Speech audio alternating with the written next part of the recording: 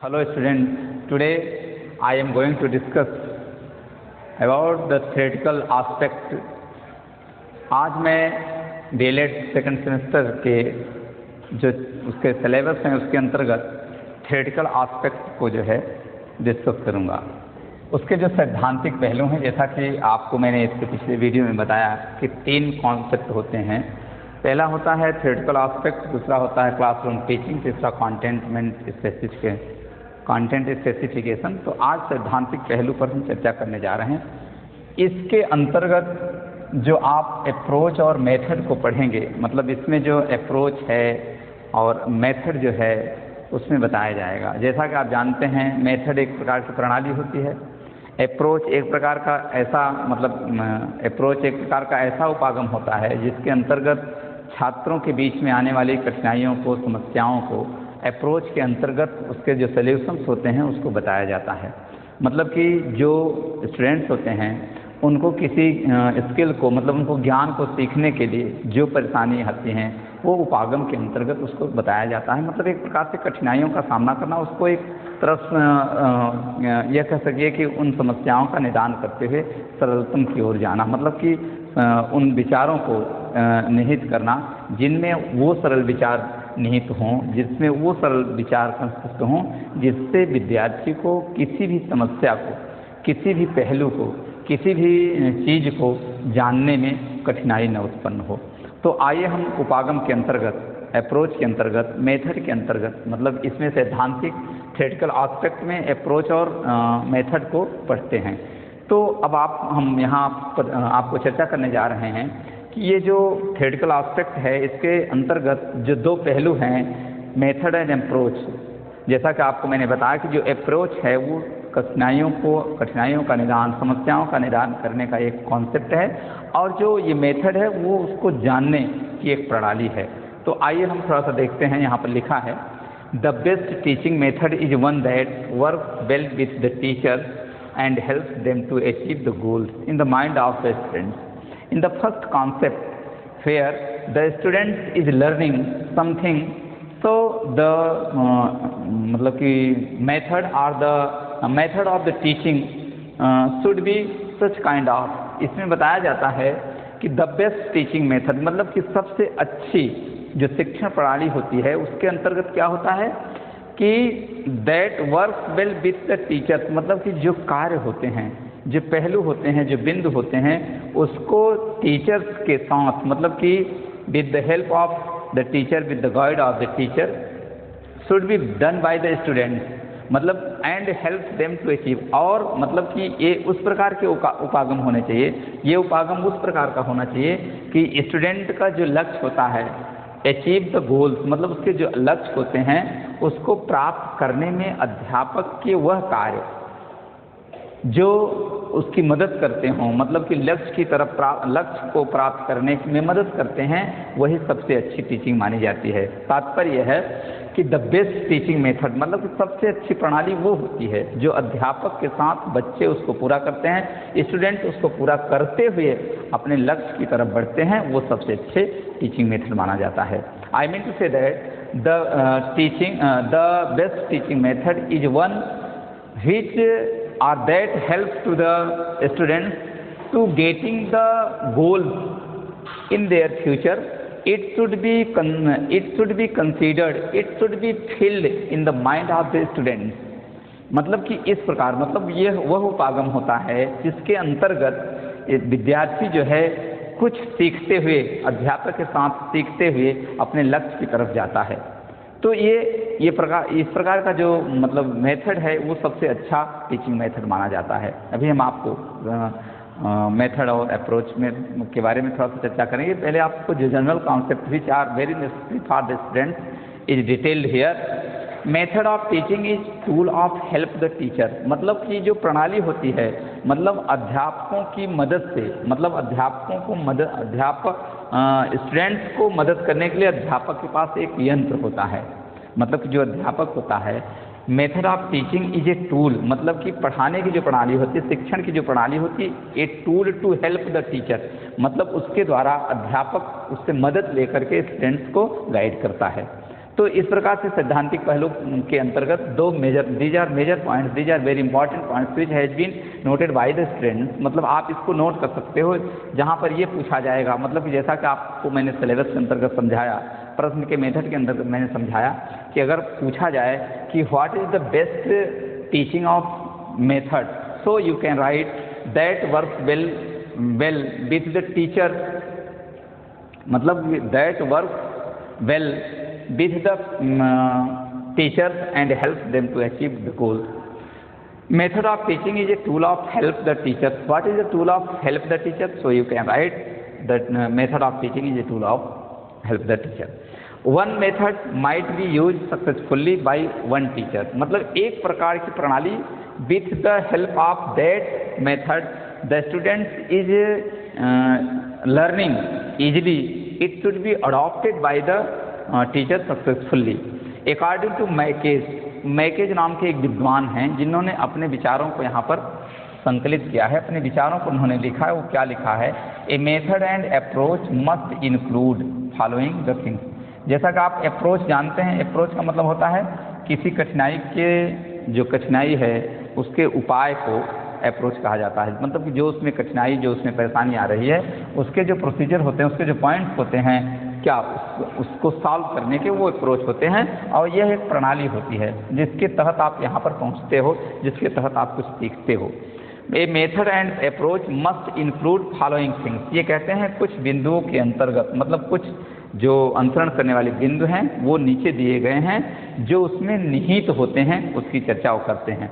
ये कहते हैं selection and gradation of linguistic material and the technique of presentation and practice by the peoples for language teaching. मतलब ये भाषा शिक्षण जो होता है, मतलब ये यहाँ पर इन्होंने मैकेज ने भाषा शिक्षण को जो है थोड़ा सा दर्शाते हुए बताते हैं कि सिलेक्शन एंड ग्रेडेशन मतलब एक प्रकार से नियुक्ति एंड ग्रेडेशन मतलब एक प्रकार से क्या कहते हैं कि प्रणाली बनाना। ग्रेडेशन का मतलब होता है उसको जो है श्रेणीबद्ध करना। Of linguistic material and the technique of presentation मतलब कि प्रस्तुतिकरण की जो टेक्निक होती है, प्रस्तुतिकरण के जो तरीके होते हैं, उसकी जो प्रणाली होती है। And practice by the peoples जिसको विद्यार्थी द्वारा जिसका अभ्यास किया जाता है फॉर लैंग्वेज टीचिंग मतलब कि एक भाषा विज्ञान के लिए, मतलब फॉर लैंग्वेज टीचिंग मतलब भाषा शिक्षण के लिए, जहाँ पर स्टूडेंट्स द्वारा अभ्यास और प्रस्तुतिकरण के तकनीकी को लिंग्विस्टिक मटेरियल मतलब कि भाषाई पदार्थ द्वारा मतलब उस भाषा पदार्थ द्वारा सीखा जाता है, मतलब उसको श्रेणीबद्ध किया जाता है और चुना जाता है। वो जो है क्या होता है, वो एक मेथड होता है, वो एक प्रणाली होती है, वो एक अप्रोच होता है। In the second view according to Brady के अंतर्गत इसको बताया गया। So it is very important for the students, so it can be noted down by the students to know to write in the examination according to the it is a view of Mackey's and the view of Brady. Method refers to the formal structure of sequence of the act. कार्यों के मतलब कि formal सामान्य structure means होता है सामान्य स्वरूप, सामान्य बनावट, सामान्य तरीकों के मतलब सीक्वेंस ऑफ एक्ट मतलब कार्यों के सामान्य तरीकों, सामान्य स्वरूपों के जो श्रेणियाँ होती हैं, जो सीक्वेंस होते हैं, जो श्रेणी होती है, उसको मेथड जो है अप्लाई करता है, मतलब उसको रेफर करता है, उसको विनिर्दिष्ट करता है, उसको बताता है। कॉमनली डिनोट्स बाय इंस्ट्रक्शन सामान्य रूप से वो जो है इंस्ट्रक्शन माने निर्देश को जो है विनिर्दिष्ट करता है। इस प्रकार से ब्राडी का विचार है। In the next view difference between method and approach. अब हम आपको difference between method and approach मतलब मेथड क्या है, अप्रोच क्या है, उस पर हम थोड़ा सा चर्चा करते हैं। तो यहाँ पर बताया गया कि method means different things to different people. मतलब जो प्रणाली होती है वो डिफरेंट थिंग्स माने भिन्न भिन्न लोगों के भिन्न भिन्न विचारों को प्रणाली कहा जाता है। जैसा कि मेथड जो होता है इसको भिन्न भिन्न लोगों के भिन्न भिन्न प्रणाली है। मतलब प्रणाली जो होती है किसी चीज़ को सीखने की जो प्रणाली होती है वो भिन्न भिन्न लोगों ने भिन्न भिन्न विचारों में संकलित किया है, भिन्न भिन्न विचारों में उसको दिखाया है। It is an overall plan based on some approaches. ये सारी योजनाएं किस पर निर्भर होते हैं? एक उपागम पर निर्भर होते हैं। वह उपागम जो किसी कठिनाइयों को दूर करने में सहायक होता है। So the approach is broader terms than method, मतलब ये जो मेथड जो प्रणाली होती है उससे बढ़ करके, मतलब उससे पहले उससे बढ़ करके एक टर्म है, मतलब स्थिति ऐसी है, मतलब एक ये इस प्रकार की स्थिति है, एक टर्म है, एक ऐसी प्रणाली है जो मेथड से ऊपर है। मतलब ये कहा जा रहा है कि जो अप्रोच है वो मेथड से भिन्न है, मेथड के पहले की प्रणाली है। कहने का तात्पर्य है कि जो अप्रोच है वो अप्रोच मेथड से पहले है, उससे भिन्न है, उससे थोड़ा सा सुपीरियर है। So I mean to say that the concept which are very important for the students, how can the students easily learn of any skills, how can he learn of any kind of learning subject, any kind of learning topic. It is given to learn them easily. The approach applies to solve any kind of difficulties, any kind of problems easily for the students, and method, how can he enter to solve the problems and to know anything on any subject. So it is method and this is approach. I mean to say that these are very important to know the students, to know for the students. Why? Commonly they should know the procedure of learning something of any subject, of any topic. So I mean to say that under method and approach of teaching, जैसा कि आपको मैंने बताया कि method and approach में क्या अंतर है और मेथड और अप्रोच है क्या, तो उसमें ये बताया गया कि there are different method to teach English the problem of what to read and how to read. ये कहा गया कि जो इसका कॉन्सेप्ट है वो कैसे आया, मतलब कि देयर आर डिफरेंट मेथड, मतलब अनेक प्रकार की प्रणालियाँ हैं, मतलब अनेक प्रणालियाँ हैं टू टीच इंग्लिश, मतलब कि अंग्रेजी को पढ़ाने की अनेक प्रणालियाँ हैं। जैसा कि मैंने थ्योरेटिकल एस्पेक्ट में, सैद्धांतिक पहलू में टीचर के लिए जो वैल्यू बताई गई, टीचर का जो इम्पोर्टेंस बताया गया वो यही है कि टीचर किस प्रकार से स्टूडेंट्स के सामने, स्टूडेंट्स के समक्ष आने वाली समस्याओं को बहुत सरलतम तरीके से निपटाए, सरलतम तरीके से उसका हल करे। इसी के अंतर्गत एस्पेक्ट पहलू के अंतर्गत यही चीज़ें बताई जाती हैं। जैसे उसमें प्रॉब्लम आप क्या, the problem of what to read, मतलब कि क्या पढ़ें, व्हाट टू रीड मतलब किसको पढ़ा जाए, एंड हाउ टू रीड और कैसे और क्या पढ़ा जाए, इसकी समस्याएं मतलब टीचर के सामने स्टूडेंट की समस्याएं आती हैं। The selection and grading of material of teaching, मतलब कि पढ़ाने के मटेरियल ऑफ, मतलब कि जो शिक्षण की जो क्या कहते हैं मटेरियल है, उसके जो पदार्थ हैं, उसके जो सहायक सामग्रियां हैं या उसकी जो सामग्रियां हैं वो क्या है, these all things included in the method, मतलब वो मेथड के अंतर्गत, मतलब कि किसको कैसे पढ़ा जाए, कब पढ़ा जाए, हाँ क्या पढ़ा जाए, इन सब समस्याओं और मटेरियल ऑफ टीचिंग, और मतलब कि टीचिंग मतलब कि शिक्षण की जो सामग्री हैं उसका किस प्रकार से चुनाव किया जाए, उसको किस प्रकार से श्रेणीबद्ध किया जाए, इन सब चीज़ों को मेथड के साथ, मेथड में इंक्लूड की जाती हैं, मेथड में बढ़ाई गई हैं, उनके साथ निहित की गई हैं। तो ये बताया गया कि method and approach of teaching, method and approach of teaching के अंतर्गत ये बताया गया कि इस प्रकार की समस्याएं होती हैं टीचर के पास अंग्रेजी को पढ़ाने के लिए, कि कैसे क्या पढ़ाया जाए, क्या मतलब कि कैसे पढ़ा जाए, क्या पढ़ा जाए। तो सभी चीज़ों को मेथड के अंतर्गत निहित, मेथड के अंतर्गत जोड़ा जाता है।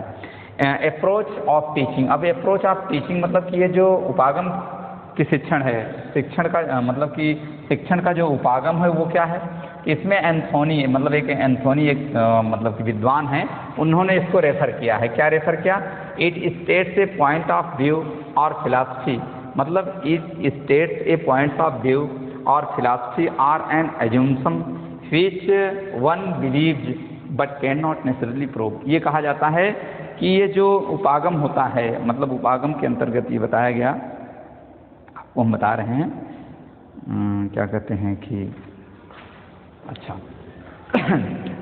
एंथोनी डिफाइंस, मतलब कहते हैं it states a point of points of view, मतलब ये उस विचारों को यहाँ निश्चित किया जाता है। मतलब उन्होंने इस विचार को यहाँ पर निश्चित किया कि दार्शनिक या एजम्पशन, उसके मतलब कि जो आंतरिक विचार होते हैं, which one believe that can not, मतलब उसको एजम्स मतलब क्या कहते हैं, उसको दर्शन को, उस विचार को स्टेट्स मतलब डिसाइड तो कर सकता है, लेकिन कैन नॉट नेसेसरली, निश्चित रूप से उसको सिद्ध नहीं कर सकता है। कहने का तात्पर्य है कि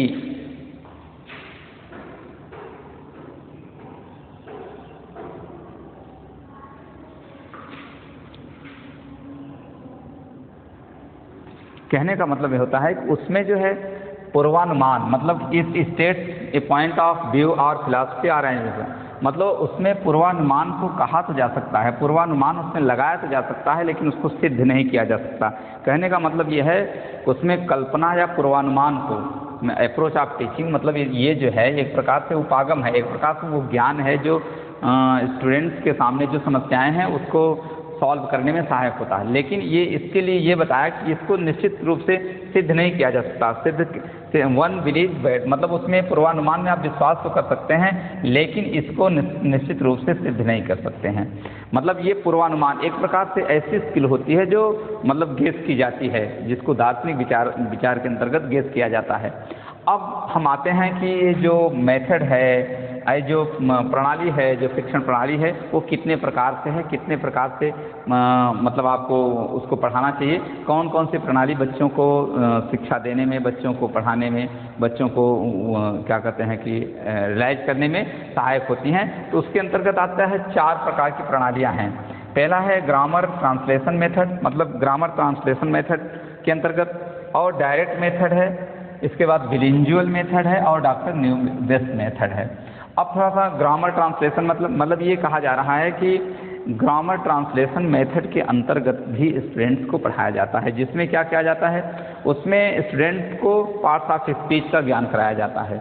मतलब इस प्रणाली के अंतर्गत बच्चों को किस प्रकार से शिक्षा दी जा सकती है, तो उसमें ये बताया जाता है कि ग्रामर ट्रांसलेशन, मतलब कि जो ग्रामर है, व्याकरण है, उसके मतलब उसके नियमों के अंतर्गत जो अनुवाद हैं, वो उस प्रणाली के अंतर्गत पार्ट्स ऑफ स्पीच को बता करके उसमें नए शब्दों का सृजन, मतलब नए शब्दों का किस प्रकार से सृजन किया जा सकता है, इस प्रणाली के अंतर्गत बताया जाता है। और इसके उसी के संदर्भ में दूसरा आता है डायरेक्ट मेथड। एक प्रत्यक्ष प्रणाली का कॉन्सेप्ट आया टीचिंग के लिए, मतलब प्रत्यक्ष प्रणाली का जो कॉन्सेप्ट था वो 1901 से 1908, मतलब 1901 में तो आया डायरेक्ट मेथड का, जो डायरेक्ट जो मेथड था, प्रत्यक्ष प्रणाली का जो कॉन्सेप्ट था 1901 में आया, but granted, it was granted in 1908, मतलब इसको जो है 1908 में स्वीकार किया गया। तो 1908 में जब इसको स्वीकार किया गया, जबकि अभी मतलब कि इसमें grammar translation method was not success in the teaching of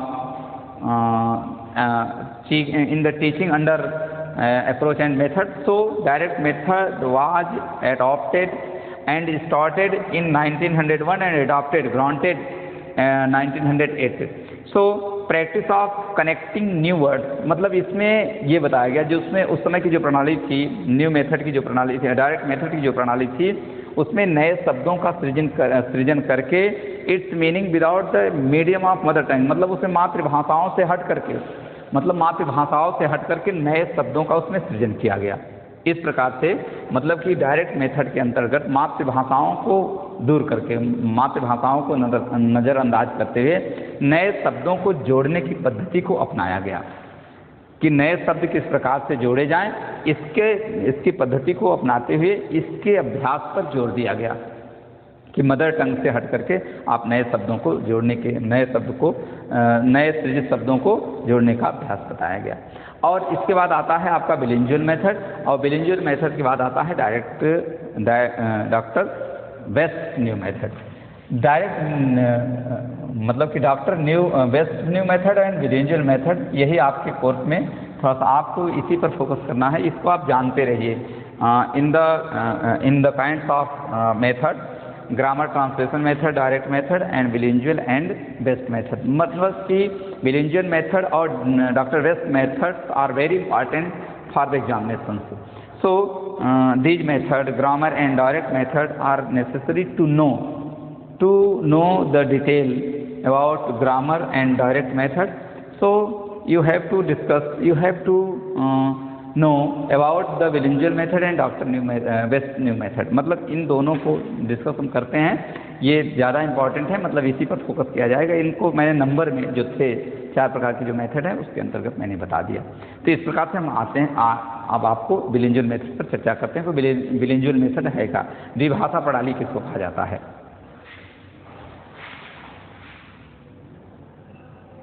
So the bilingual method, it is the third number of method। ये जो द्विभाषी शिक्षा प्रणाली है, इसको और इसको दो चीज़ों को जो है इसमें कंसिस्ट किया गया है, इसमें निहित किया गया है। जैसा कि ग्रामर मेथड और डायरेक्ट मेथड को भी इंक्लूड हो जाएगा इसमें जाकर के, इसलिए इसी पर ज़्यादा फोकस होगा और इस पर। तो अब द्विभाषी शिक्षा प्रणाली के अंतर्गत ये किस प्रकार की प्रणाली है, कैसे जो है स्टूडेंट्स को इसका लाभ मिलता है, थोड़ा सा जो पॉइंट्स हैं उसको जो है कंसीडर किए गए हैं। तो आप उस पर थोड़ा सा ध्यान देंगे कि जो बिलिंगुअल मेथड है इसका कॉन्सेप्ट कैसे आया और किसके द्वारा आया। तो वाल्स कॉलेज, वाल्स जो विश्वविद्यालय था, यूनिवर्सिटी कॉलेज ऑफ वाल्स नाम का एक यूनिवर्सिटी थी, मतलब कॉलेज यूनिवर्सिटी थी। उसमें डॉक्टर C.J. डडसन मतलब बिलिंगुअल मेथड का जो श्रेय है वो डॉक्टर C.J. डडसन को जाता है। मतलब डॉक्टर C.J. डडसन ने अपने कॉन्सेप्ट में, अपने विचारधाराओं, अपने थॉट में इसको पहली बार इंक्लूड किया था।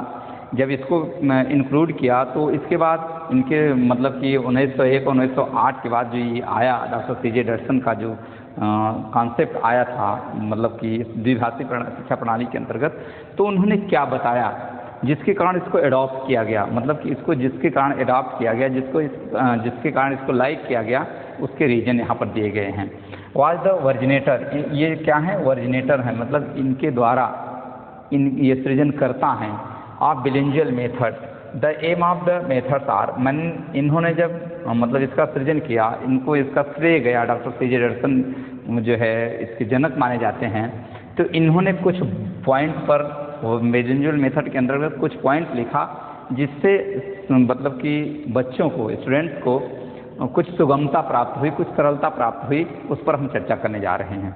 तो मतलब इन्होंने अपने मेथड में, बिलिंगुअल मेथड के जो मतलब कि निर्माता हैं, बिलिंगुअल मेथड के जो सृजनकर्ता हैं, वर्जिनेटर हैं, निर्माणकर्ता हैं, वो डॉक्टर C.J. डडसन हैं। इन्होंने कुछ बिंदु बताया जिसके अंतर्गत ये बिलिंगुअल मेथड को एक्सेप्ट किया गया, अडॉप्ट किया गया। वो बिंदु क्या था, to make the peoples speak English. अब इन्होंने द्विभाषी प्रणाली का प्रयोग इसलिए किया। देखिए, जो अंग्रेजी साहित्य है, जो अंग्रेजी भाषा है, जैसा कि आप लोग जानते हैं, ये लिंक लैंग्वेज मानी जाती है।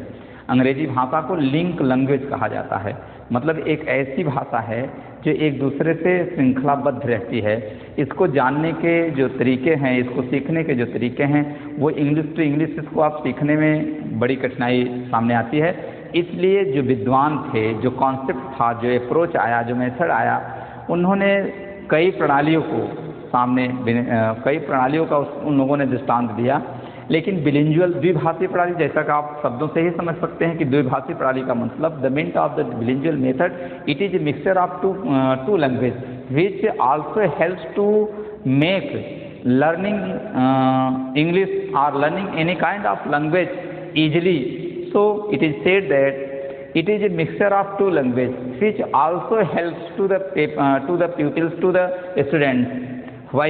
If the atmosphere where it is unknown, the language is unknown, English is unknown, but how can it be proved that, मतलब इसको किस प्रकार से सिद्ध किया जा सकता है, how can it start to speak with the linguistic language with the mother tongue, मतलब ये लिंग्विस्टिक भाषा और मदर टंग की सहायता से किस प्रकार से इसको बोला जा सकता है, बिना दूसरी भाषा को मिलाए इसको सिखाना संभव नहीं है।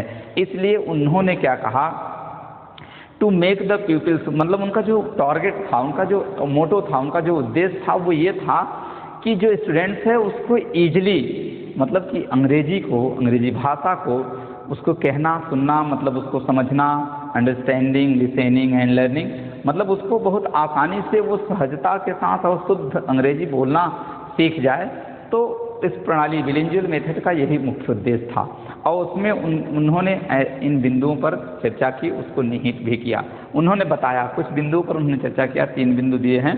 To make the peoples speak English with fluency and accuracy, सहजता एवं शुद्धता के साथ अंग्रेजी को बच्चे सीख जाएं, शिष्य सीख जाए, छात्र सीख जाए, इसका ये उद्देश्य था। मतलब इस भाषा का, द्विभाषा शिक्षा प्रणाली का जो उद्देश्य था वो बच्चों को सरल एवं शुद्ध रूप से अंग्रेजी को सीखना, भाषा को सीखने का उद्देश्य था। To make them write English fluently and accurately, मतलब उन्होंने ये बताया कि इसको सहजता और शुद्धता के साथ लिखना सीख जाए, मतलब अंग्रेजी को लिखना सीख जाएं, उसको क्या करना है, स्पीक मतलब उसको बोलना सीख जाएं।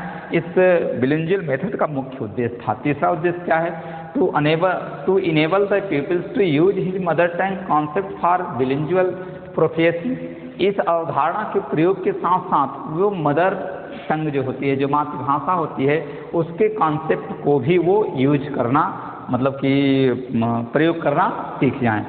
तो हिज मदर टंग मतलब वो मातृभाषा, मतलब कि मातृभाषा के विचारों को, मतलब उसकी अवधारणाओं के प्रयोग के साथ बच्चे इसको भी, स्टूडेंट इसको भी, मतलब मदर टंग को भी प्रयोग करना सीख जाएं। इसका जो है मुख्य उद्देश्य है, बिलिंगुअल मेथड का मुख्य उद्देश्य था। So I mean to say that I think that the concept of bilingual method which was given by Dr. C.J. Dodson of University College of Wales. So he wants to express his thought in the procedure of bilingual method, मतलब इस द्विभाषा प्रणाली के अंतर्गत उन्होंने जिस concept का जो है प्रचलन, जिस कॉन्सेप्ट को विद्यार्थियों के बीच में लाना चाहा, उससे ये लाभ हो रहे थे। मतलब उसके अंतर्गत बच्चों को किसी भी भाषा को, अंग्रेजी भाषा को सीखने में बड़ी सुगमता होती थी, बड़ी शुद्ध विचारों के साथ, शुद्धता के साथ उसको सीखते थे। So the bilingual method is midway. अब देखिए यहाँ पर जो है इसको डिस्पेयर क्यों कर दिया गया, इन दोनों को जो है डिसअपियर यहाँ इसलिए कर दिया गया, किसमें बताया गया, the bilingual method is Midway, एक बीच का रास्ता। बिलिंगुअल मेथड को, द्विभाषा शिक्षा प्रणाली को एक बीच का उपागम माना गया। किसके, कौन सा उपागम, between grammar translation method and the direct method, मतलब कि प्रत्यक्ष शिक्षा प्रणाली जो थी और ग्रामर ट्रांसलेशन मेथड जो था, वो दोनों के बीच, मतलब इन दोनों के बीच में कौन सा मेथड आया, बिलिंगुअल मेथड, द्विभाषा प्रणाली, जिसको डॉक्टर C.J. डॉडसन ने बताया कि it was very easy to make the fluently and accurately learning procedure for the student. So he wants to say that this is the midway, मतलब ये दोनों के बीच का रास्ता निकाला गया, मतलब कि ग्रामर ट्रांसलेशन और डायरेक्ट मेथड के बीच का ये रास्ता था, जिस पर उन्होंने बताया कि इसके प्रयोग से, मतलब आप एक भाषा को केवल quietly you can not use this language which is being learned by the student, so it should be taken help the other language which is the mother tongue of the students। मतलब उन्होंने बताया कि जो विद्यार्थी की मातृभाषा होती है उसके माध्यम से जो स्टूडेंट है वो दूसरी भाषा को आराम से और सहजता से सीख सकता है। The student should not depend only the learning subject, which subject is being learned by the student, he should be taken or he should be helped by the mother tongue, which atmosphere is adopted by the students or where he is living. The concept of bilingual proficiency, the bilingual method is midway. So he says, Dr. C.J.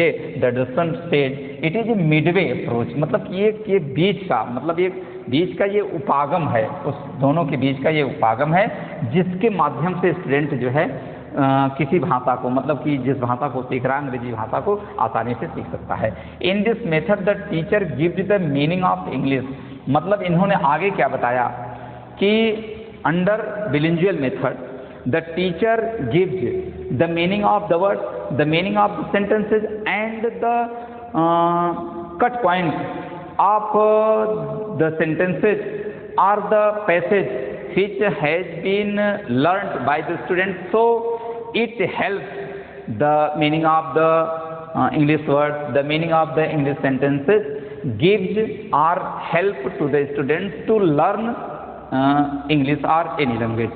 मतलब वो कहते हैं कि इस भाषा के अंतर्गत students को अंग्रेजी शब्दों के अर्थ और उसके वाक्यों के पैटर्न का मदर टंग मतलब मातृभाषा के सहायता से उसके पैटर्न को और उसके शब्दों के अर्थ को टीचर को समझाना चाहिए, टीचर को बताना चाहिए। सो it is the English language. In the next point, in this method the teacher gives the meaning. ऐसा जैसा कि मैंने आपको बताया, आगे आप देखिए, the helping the pupils immediately to recall the object or situation and understand the meaning। Helping the pupils immediately to recall मतलब कि बच्चे को, स्टूडेंट को, मतलब उस शिष्य को तुरंत मतलब इमीडिएटली निश्चित रूप से तुरंत जो है टू रिकॉल द ऑब्जेक्ट, उसका जो ऑब्जेक्ट है, उसका जो मोटो है, उसको जो है रिकॉल करने पुनर्स्मरण करने की बात इसमें बताई जाती है। सिचुएशन एंड द अंडरस्टैंडिंग मतलब उस परिस्थितियों को और उसकी समझ को, मतलब परिस्थितियाँ और उसकी समझ को, उसकी जानकारी को समझने मतलब उसके अर्थ को इसमें जो है मदद की जाती है। मतलब इसमें उसकी समझ और उसको जो है उस पुनर्विचार, मतलब उस बिंदु पर पुनर्विचार, उस विषय पर पुनर्विचार और उसके परिस्थितियों का इसमें स्टूडेंट को मदद के माध्यम से मतलब उसकी मदद की जाए, उसको लाभ होता है। कहने का तात्पर्य है दस हेल्पिंग द पीपल्स मतलब कि इस शिष्य की मदद करते हुए, अतः शिष्य की मदद करते हुए उसको विचार मतलब उसके उस बिंदुओं पर पुनर्विचार और उसके सिचुएशन मतलब परिस्थितियों पर विचार और उसके समझदारी के विचार के अर्थ के माध्यम से इसमें मदद की जाती है। अर्थात कहने का तात्पर्य है कि जो बिलिंगुअल मेथड है वो इन प्रकार के बिंदुओं की चर्चा करते हुए विद्यार्थियों के लाभ की बात करता है, विद्यार्थियों की समझ की बात करता है, उसके पुनर्विचार की बात करता है। अर्थात जो स्टूडेंट है वो इस मेथड के अंतर्गत जो है आसानी से मतलब इस उपागम के अंतर्गत, इस प्रणाली के अंतर्गत आसानी से उस विषय को, विषय वस्तु को, उसके मीनिंग्स को, उसके वाक्यों को आसानी से समझ लेता है। अब हम आपको आगे चर्चा करते हुए बिलिंगुअल मेथड के जो गुण हैं, उसके जो अवगुण हैं, उसका जो इम्पोर्टेंस है, उसका जो मतलब कि क्या कहते हैं महत्व है, इस पर हम चर्चा करेंगे।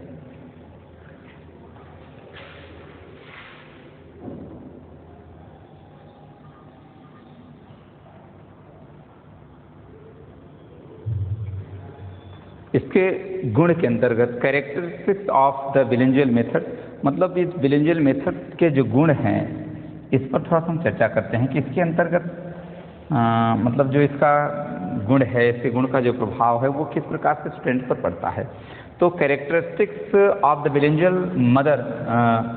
बिलिंगुअल मेथड के अंतर्गत mother tongue is use during the early stage. इसमें ये बताया गया कि इस मेथड के अंतर्गत जैसे students have come and attend the class, so firstly मतलब निश्चित रूप से मतलब कि प्रथमतया उसको उसके बीच में मतलब कि during the early stage when he tries to learning something, so the teacher use the mother tongue between them in the early stage. मतलब कि शुरू में जब बच्चा क्लास में आया तो उस समय आपको जो है मतलब उसकी मातृभाषा के हिसाब से मतलब मातृभाषा जिस भाषा को आसानी से समझ सकता है, जान सकता है, उसका प्रयोग बच्चों के बीच में करना चाहिए। इसके कैरेक्टर के अंतर्गत, इसके गुण के अंतर्गत बिलिंगुअल मेथड का जो कैरेक्टरिस्टिक्स है मतलब उसका जो गुण है, उसकी गुण की जो अवधारणा है उसके अंतर्गत ये होना चाहिए। I mean to say that firstly when the student attend the class in the first day, in the first time, so the teacher use the mother tongue during his early stage when he is unknown about any kind of language, so the student so the teacher should depend on only the mother tongue. With the help of mother tongue the student learn something ये कहने का तात्पर्य है कि यदि mother tongue का उपयोग वहाँ पर किया जाता है, मातृभाषा का प्रयोग किया जाता है, तो बच्चा जो स्टूडेंट है, जो पीपल्स है, वो उसके सहायता से, मदर टंग की सहायता से, उसके समावेश से, जैसा कि द्विभाषी प्रणाली के अंतर्गत, तो स्टूडेंट को कुछ सिखाया जा सकता है और वो सीखेगा। So in further the word for word translation in not done, मतलब ये कहना चाहिए, कहने का तात्पर्य है कि द वर्ड फॉर वर्ड मतलब शब्दों के लिए शब्दों का अनुवाद नहीं बताना चाहिए। मतलब शब्दों के लिए शब्दों का अनुवाद, मतलब कहने का तात्पर्य है कि जैसे ये कहा जाए, देखिए थोड़ा सा हम बताना चाहते हैं कि जैसे यह वह एक विद्यार्थी है, suppose that it is A translation, वह एक विद्यार्थी है। सो he the students know about the meaning of है, so it is used by the students is. So in the first 1 2 3 4 there is no suitable creation of giving the translation of this sentence. He, yes, one student and is, it is incorrect. So the student should know and the teacher should notice to the students about the general concept, general rules of the translation, मतलब उसको जो है अनुवाद के general concept को हिंदी मतलब mother tongue की मदद से बताना चाहिए। और यदि आप वर्ड टू वर्ड उसका ट्रांसलेशन बता देंगे तो वो गलत हो जाएगा, क्योंकि वो ऐसे सीरियल से ट्रांसलेट को मतलब इंग्लिश वर्ड को लिख देगा जिसका अर्थ जो है गलत हो जाएगा। तो इसमें ये characteristics of the bilingual method के अंतर्गत the word for word translation in it not done, मतलब इन नॉट डन, मतलब शब्दों का शब्दों के लिए अनुवाद नहीं बताना चाहिए, उसको पद्धति बनाना चाहिए, उसको नियम और क्या कहते हैं उसके रूल्स को बताना चाहिए। So further translation is done by the teacher and explain by the subject and matter. I mean to say that the translation which has been given to the students for done for solve, मतलब कि जो विद्यार्थी को जो अनुवाद दिया गया है हल करने के लिए, मतलब थोड़ा सा छोटे से कॉन्सेप्ट में उस ट्रांसलेशन को अध्यापक को, मतलब वो ट्रांसलेशन जो दिया गया है वो ट्रांसलेशन को मदर टंग की मदद से, मदर टंग मतलब मातृभाषा की मदद से स्टूडेंट को सिखाना चाहिए और स्वतः जो है अनुवाद करने की प्रणाली अपनाना चाहिए, अनुवाद करना चाहिए और उस अनुवाद को स्टूडेंट को सिखाते हुए उसको लिखने, उसको बोलने, उसको अपनी बात को व्यक्त करने की आदत डलवाना चाहिए। So translation is done by the teacher and explain with its subject and matter, उसके मतलब सब्जेक्ट, उसके मतलब विषय और उसके विषय को, मैटर मतलब उसके जो क्या कहते हैं कि उसका जो स्टेटमेंट है उसको जो है अध्यापक को स्वतः जो है पूरा करना चाहिए। In further situation created by giving mother tongue, मतलब कि प्रथमतया जब स्टूडेंट क्लास में आ जाए तो उसको सिचुएशन देने के लिए उसको मदर टंग मतलब कि मातृभाषा का प्रयोग करें ताकि वो समझे और आपकी बात को माने और एकाग्रचित्त होकर के, कंसंट्रेट होकर के आपकी बात को सुने। So I mean to say that these points are related to the characteristics of the bilingual method. So there are many advantages to study the characteristics of the bilingual method for the students. These are very advantageous points for the students.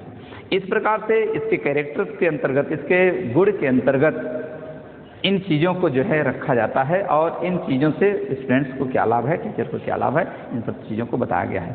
So further I am going to discuss about the merits and demerits of bilingual method. मैं अब इसके बाद उसके गुण और अवगुण पर चर्चा करने जा रहा हूँ कि बिलिंगुअल मेथड के क्या गुण है और बिलिंगुअल मेथड के क्या अवगुण है।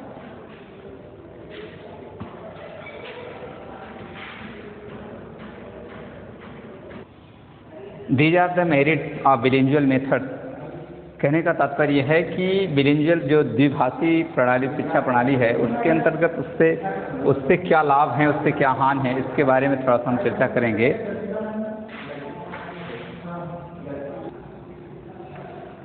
द बिलिंगुअल मेथड जो द्विभाषा शिक्षा प्रणाली है उसके अंतर्गत उससे होने वाले जो लाभ हैं स्टूडेंट्स को और उससे होने वाली जो हानियां हैं, जैसा कि आप जानते हैं कि there are many merits and demerits have all methods of teaching, मतलब कि सभी प्रणाली में कुछ न कुछ लाभ कुछ न कुछ हानि होते हैं।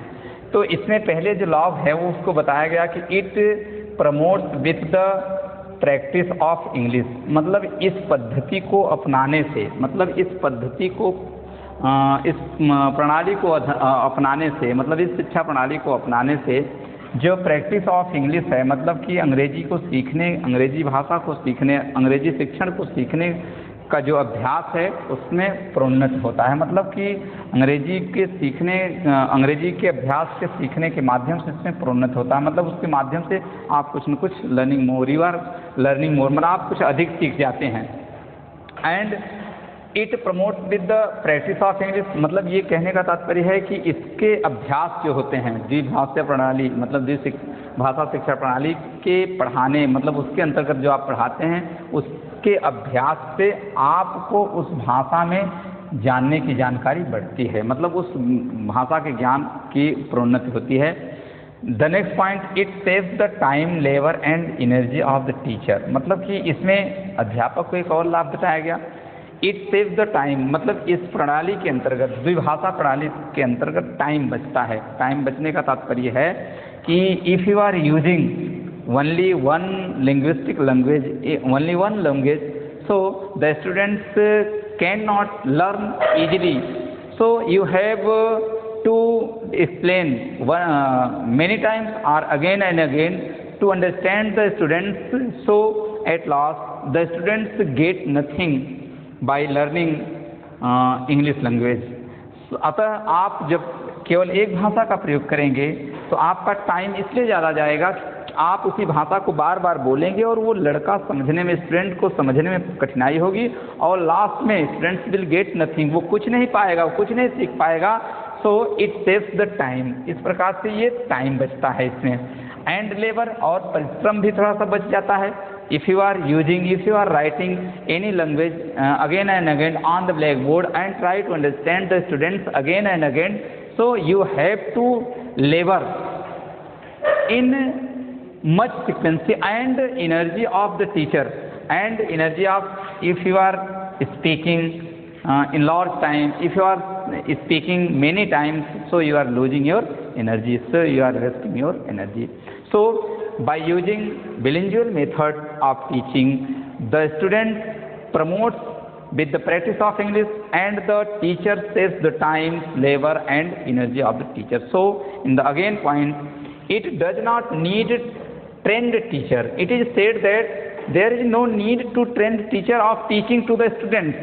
मतलब इसमें प्रशिक्षित अध्यापक को पढ़ाने की आवश्यकता नहीं होती है, क्योंकि it is very easy. Why? It is a mixture of two language. It is a mixture of mother tongue. It is a mixture of English and Hindi or Sanskrit or Urdu or any kind of language which is being used by the teachers to learn, to provide the knowledge of the students. So it does not need trained teacher. यहाँ पर यह बताया जाता है कि यहाँ पर प्रशिक्षित अध्यापक की आवश्यकता नहीं होती है। क्यों? क्योंकि उसमें जो शब्द होते हैं उसमें शब्दों का ज्ञान होने की बहुत आवश्यकता नहीं होती है, क्योंकि जब दो भाषाओं का आप प्रयोग करेंगे तो स्टूडेंट को सीखने में आसानी होगी और आपको समझाने में कठिनाई नहीं होगी। In the other point further, it suited to all the types of school. It suited to the, मतलब ये सभी all types of school, मतलब सभी प्रकार के जो स्कूल्स होते हैं, प्राइमरी स्कूल, नर्सरी स्कूल्स होते हैं, वो सबके लिए जो है क्या करते हैं कि अनुकूल होता है। मतलब the atmosphere of this method is proper for all types of schools and any kind of institutes where the students are being taught by the teacher.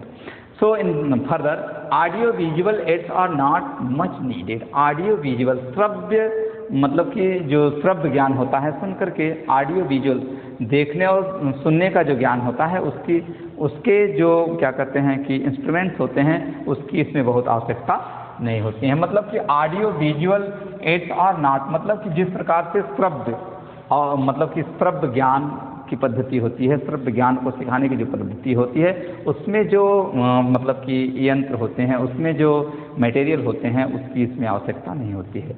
So in the next point, the merit of the bilingual method, मतलब उसमें जो अवगुण पाए जाते हैं उस पर हम चर्चा करते हैं। तो जो अवगुण होते हैं, जैसा कि मैंने बताया कि there are many merits and demerits, have all types of method, either bilingual method और डॉक्टर न्यू मेथड्स और डायरेक्ट मेथड और ग्रामर ट्रांसलेशन मेथड। सबके मेथड में, सभी शिक्षा प्रणाली में जो है कुछ गुण और अवगुण पाए जाते हैं। So in the first view of the demerit of bilingual method is other aspect like reading writing are ignored. Other aspect, जो अन्य पहलू होते हैं, कैसे, कौन से पहलू?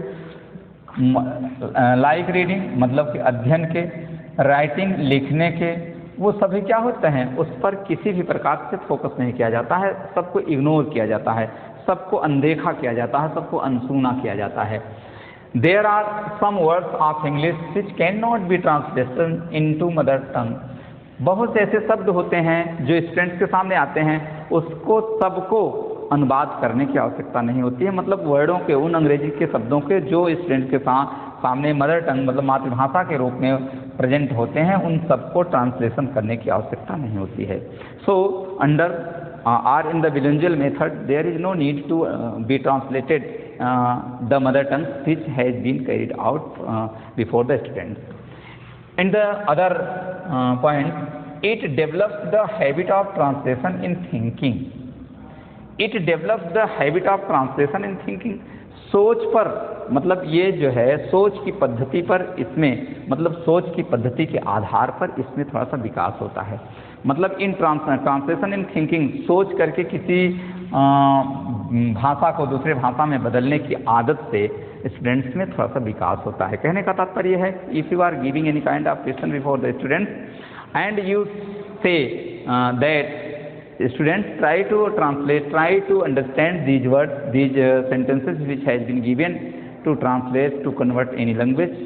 So if the habit is requiring into the students, so he is trying to translate, he is trying to solve in thinking manner, so it gives the development and the inner development to the students. In other words, in other points, so it stops students from thinking freely. मतलब यहाँ पर जो है ये अवगुण के अंतर्गत ये बताया जाता है, so it stops students, ये विद्यार्थियों को from thinking freely, स्वतंत्र रूप से सोचने के लिए स्टूडेंट्स को रोकता है, मतलब स्वतंत्रता नहीं प्रदान करता है। And in the last view of the demerit of the bilingual method, students are passive listeners. So the students are not free to listen and give answer of the questions of the words or sentence. Students are passive listeners. They are the second listeners. They are the indirect listeners, which who can only express his thought by understanding the question, by understanding the problems. So they can use not in the first listener like the teacher. So the students also depend on the thought of, on the learning of, on the teaching skill of the teachers. So I mean to say that the demerits of the bilingual method and merit of the bilingual method have been finished today. So I want to say that the method of the bilingual method and the merits and demerits of bilingual method, it should be considered by the students. So the merits and demerits points are very necessary to know, to learn for the students, and maximum 2 points of merits and 2 points of demerits should be learned by the students. So all the points which has been given under the demerits of bilingual method are very necessary for the students, but 1, 2, 3 maximum 1 or 2 or 3 points are very necessary for the examination. Thank you very much. Madam कितना हो गया? कई minute हो जाए? हो ही तो कुछ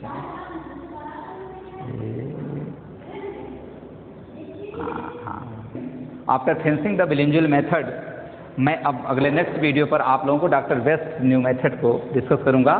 तो इस प्रकार से आप जो है grammar translation method, direct method, bilingual method और डॉक्टर वेस्ट न्यू मेथड। अब डॉक्टर वेस्ट न्यू मेथड को मैं जो है अगले टॉपिक इस टॉपिक को अगले वीडियो पर डिस्कस करूंगा। और तब तक के लिए धन्यवाद।